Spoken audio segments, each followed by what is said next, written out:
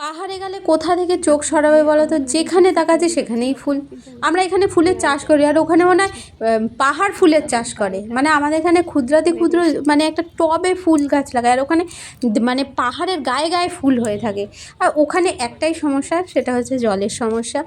আমি এখন চলে এসেছি হচ্ছে এই যে মহাকাল মন্দির, এইখান দিয়ে উঠতে হয় ওপরে, তো ওইখানে উঁচুতে। তো এখন আমি উঠবো না, এখন যাব অন্য জায়গায়, তো পরে আবার দেখা হবে। সামনে যে হোটেলটা দেখছো, এটা কিন্তু ব্রিটিশ আমলে তৈরি একটা হোটেল, যেটা অনেক পুরনো দিনের হোটেল।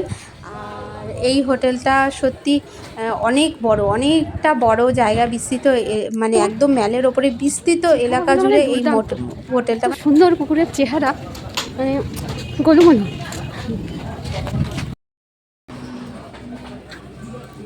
দার্জিলিংয়ের পথে দেখো হেঁটে হেঁটে হেলমেট পরে, কি জানি না কেন এখানে হেঁটে হেঁটে হেলমেট পরে যাচ্ছি। জানো তোমরা কারণটা কি?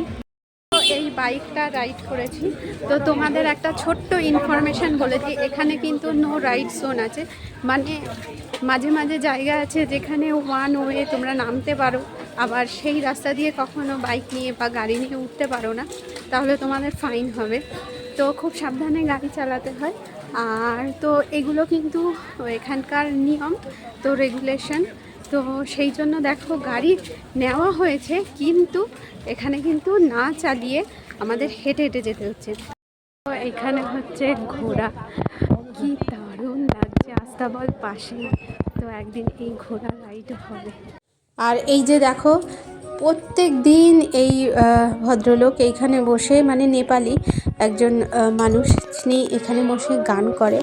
আর বিশ্বাস করো, এত সুন্দর গলা, কি গান করছে ছাতা মাথা, আমি তো কিছু বুঝতেই পারছি না ভাষা, কিন্তু মনটা যেন ছুঁয়ে যাচ্ছে। এত সুন্দর, জানি না কিছু একটা গান দিলেই কপিরাইট হবে কি না, তবে এত সুন্দর, মানে মন কেড়ে না, মানে এত কথার মধ্যে এত দরদ আছে না, যেটা আমি ভাষা না বুঝতে পারলেও মানে আমার সত্যি মনটা ছুঁয়ে যাচ্ছিল।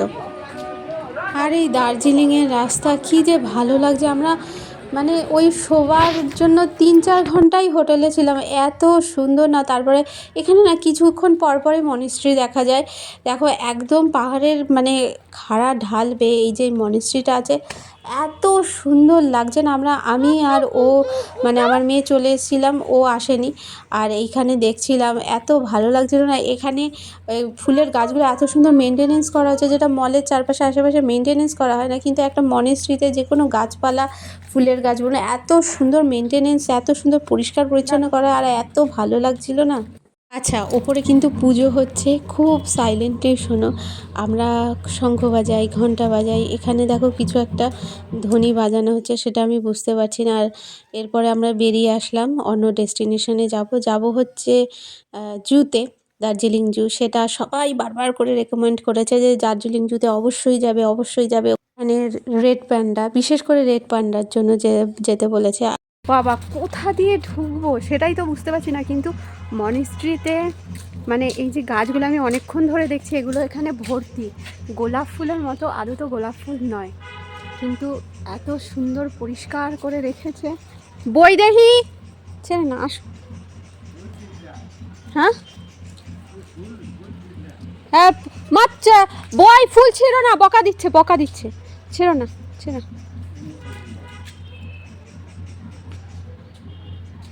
हाँ नहीं ये कैसे अंदर घुसता है, कैसे अंदर नहीं जा पाते? अंदर तो नहीं, अंदर तो पूजा हो रहा है। ओ, इसलिए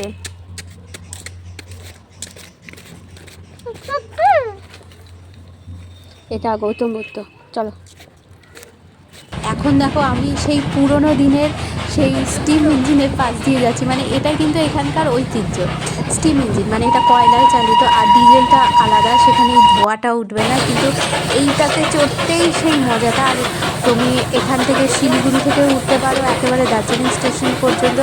আবার এখানে কি হচ্ছে, ঘুম স্টেশন থেকে দার্জিলিং স্টেশন পর্যন্ত আবার তো আমরা এখন যাচ্ছি হচ্ছে দার্জিলিং জুতে। এইটা কিন্তু দার্জিলিং স্টেশনের পাশ দিয়েই যেতে হবে, যেহেতু বাইক মানে স্কুটি ভাড়া নিয়েছি, তাই তো একেবারে মজাই মজা। মানে সব একদম নিজের চোখের সামনে খোলা ছাদ, ওপরে পাহাড়, মেঘ ছুঁয়ে যাচ্ছে, অদ্ভুত এক্সপিরিয়েন্স। আমি তো তোমাদের রেকমেন্ড করব, যদি ছেলেরা যাও তাহলে অবশ্যই বাইক ভাড়া নেবে বা স্কুটি ভাড়া নেবে।